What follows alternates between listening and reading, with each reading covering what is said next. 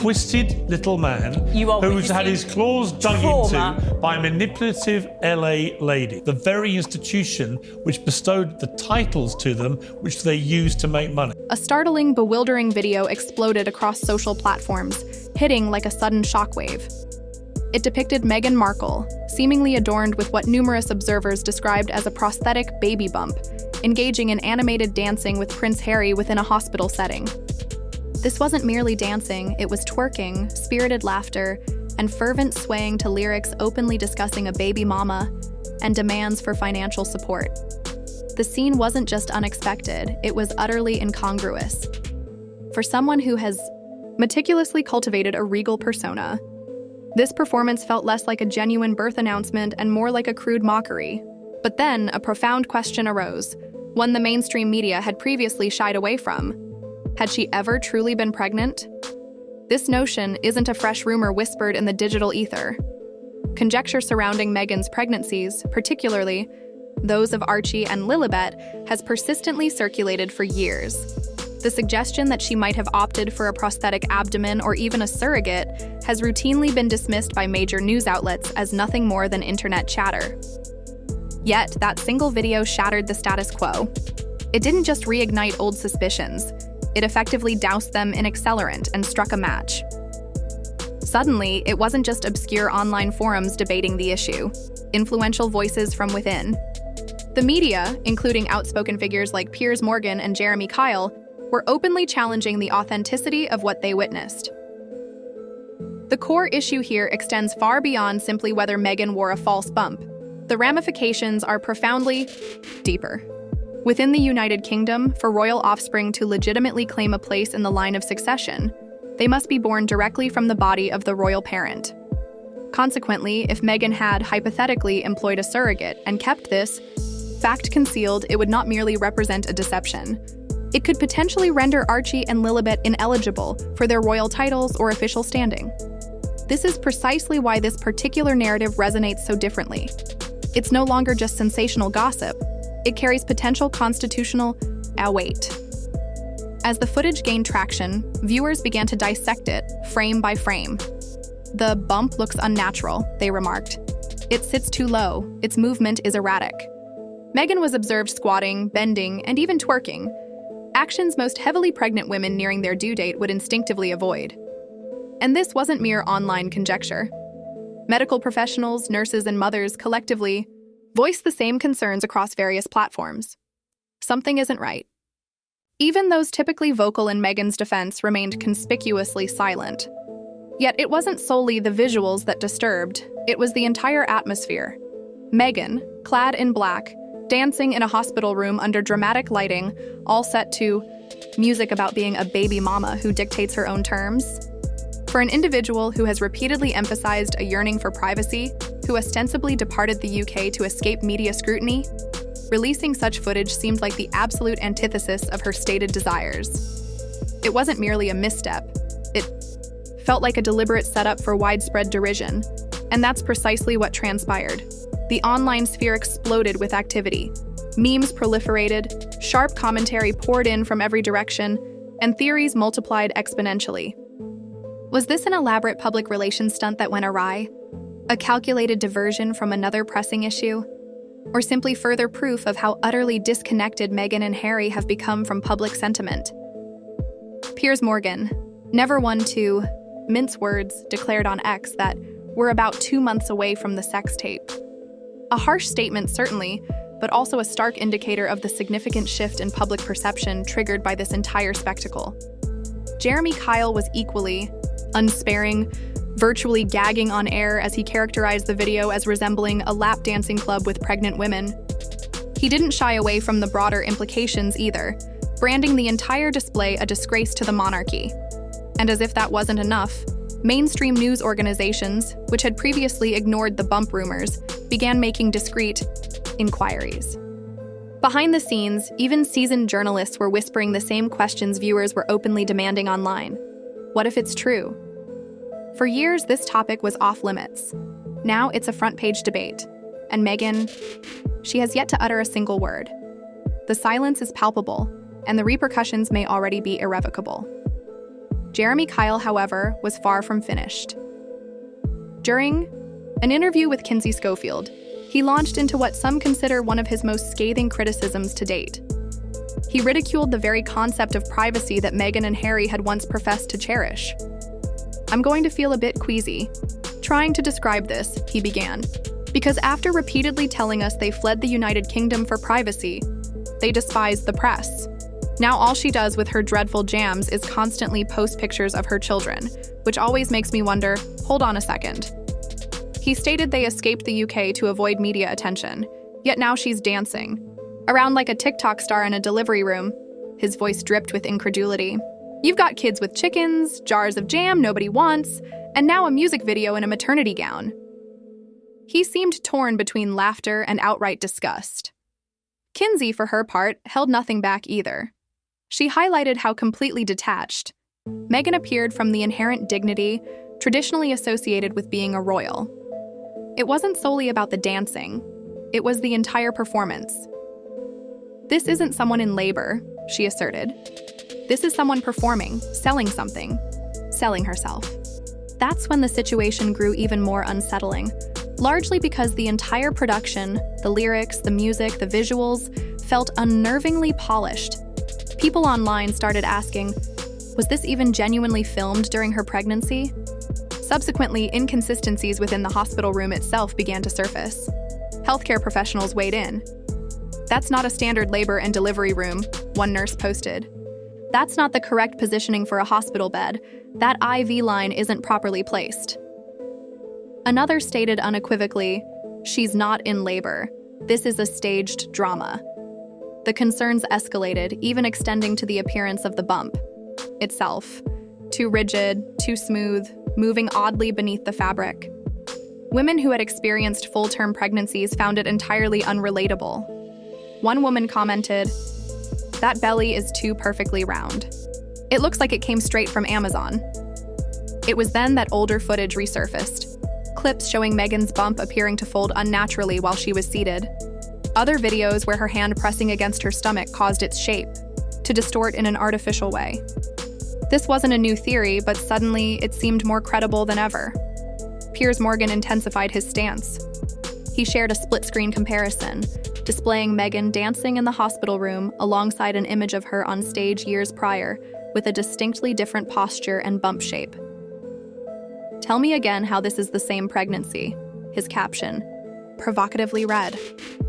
The comment section exploded. The international reaction was equally striking.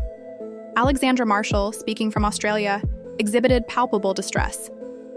As an advocate for Australia's constitutional monarchy, she unequivocally stated that the video was a catastrophe for monarchists. Her concern wasn't merely about embarrassment, it was about providing ammunition. She cautioned that movements in nations like Australia would seize upon this spectacle as undeniable proof that the modern monarchy had devolved into a farce.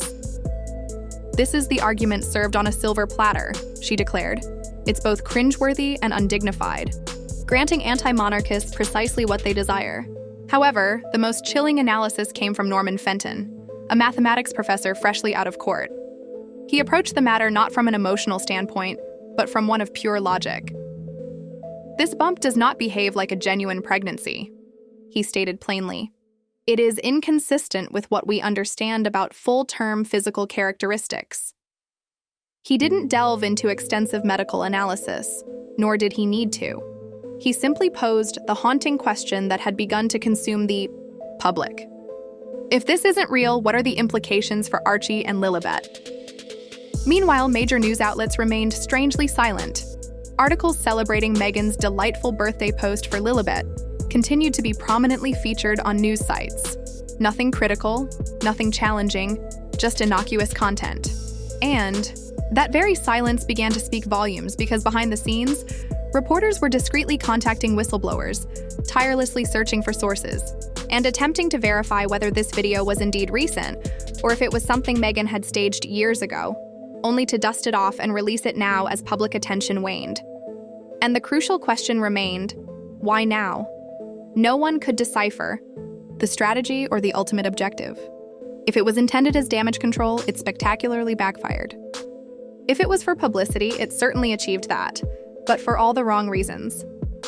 Speculation rapidly transformed into something far more organized as people began to connect the dots. A growing chorus of voices started demanding genuine accountability. This wasn't just about public humiliation or online memes anymore. It was about tangible action from the royal institution.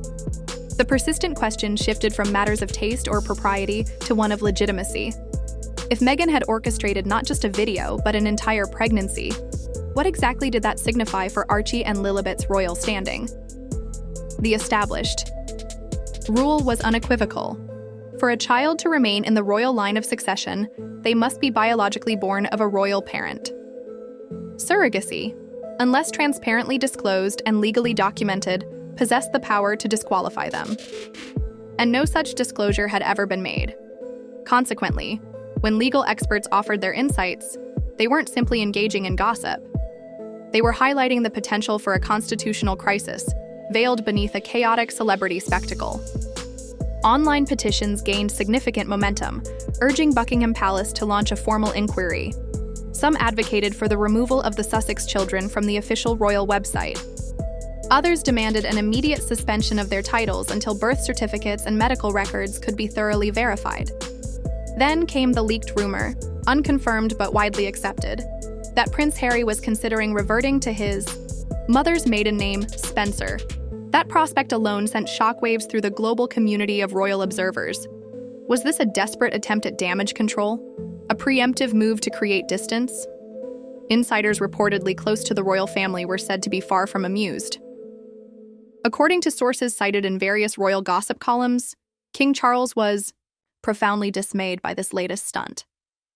William, meanwhile, was reportedly incensed, less by the video itself and more by the fact that it plunged the monarchy back into disarray, just as he was striving to modernize its public image. Some reports even alleged he privately referred to the video as a disgrace to everything Mom stood for. Royal biographers wasted no time either. Books already in progress were abruptly being revised. Chapters were updated and various theories were explored with newfound openness. Even senior palace staffers began speaking off the record. One was quoted as saying, "We've shielded them for too long. This isn't about media bias anymore. It's about national trust." Then came a media redirection that caught everyone off guard. A handful of prominent anchors who had previously championed Meghan cautiously addressed the unfolding situation. One anchor remarked, "If this video was intended to prove something, it has only succeeded in amplifying doubt." Another added, "The issue isn't that Meghan danced. The issue is that it appears she's embodying a character, and the stakes associated with that character are profoundly real." Suddenly, this was no longer a niche conversation confined to the fringes. It had taken center stage, the most surreal element of it all. Meghan herself remained completely silent. No press, release, no denial, no attempt to clarify the video, not even a cryptic Instagram post about ignoring the noise, just an absolute quiet. And within that silence, the theories swelled, becoming even more strident. Was she hoping the controversy would simply dissipate? Or was this a calculated silence, strategically designed to provoke further? As the initial commotion subsided, the public's reaction transitioned from amusement to a palpable sense of unease. The collective mood had shifted from mockery to deep discomfort. There was a persistent feeling that something was fundamentally amiss, and that the palace might be deliberately ignoring it to prevent further drama. But ignoring it certainly wasn't making it vanish. The longer they remained silent, the more the public began to demand, "What else have we not been told?" This wasn't merely about a single video or a suspiciously artificial-looking bump. It was about trust, about legacy, about whether the royal family was truly upholding the very standards it claimed to embody. And for countless individuals, Meghan's video was more than just awkward or bizarre. It represented the decisive moment they ceased believing anything originating from that particular corner of the royal narrative. In the midst of this escalating controversy, a new layer of complexity began to surface. The legal and logistical obstacles surrounding the very identities of the Sussex children. Reports emerged detailing unusual delays Harry and Meghan encountered in securing British passports for Archie and Lilibet. Whispers even suggested that King Charles himself might have intentionally held up the process, a consequence of ongoing tensions regarding their royal titles. It was an odd predicament, considering the children's legal entitlement to their names and status, yet obtaining the most basic documents to confirm this proved to be an administrative nightmare. The Sussexes, it was alleged, became increasingly frustrated, eventually resorting to assertive tactics, including legal warnings pertaining to data subject access requests. This battle over seemingly routine paperwork underscored a deeper power struggle, a quiet, simmering conflict between the couple and the very institution they had ostensibly abandoned. It cast their much-touted desire for privacy in a somewhat ironic light, as they now found themselves locked in a struggle for recognition and validation from the very establishment they sought to distance themselves from. This struggle over official identities served to intensify the existing volatile situation. If such significant resistance was met simply in confirming their children's status, what other secrets were being kept? The public, already wary, discovered more reasons to doubt the narrative presented by Harry and Meghan.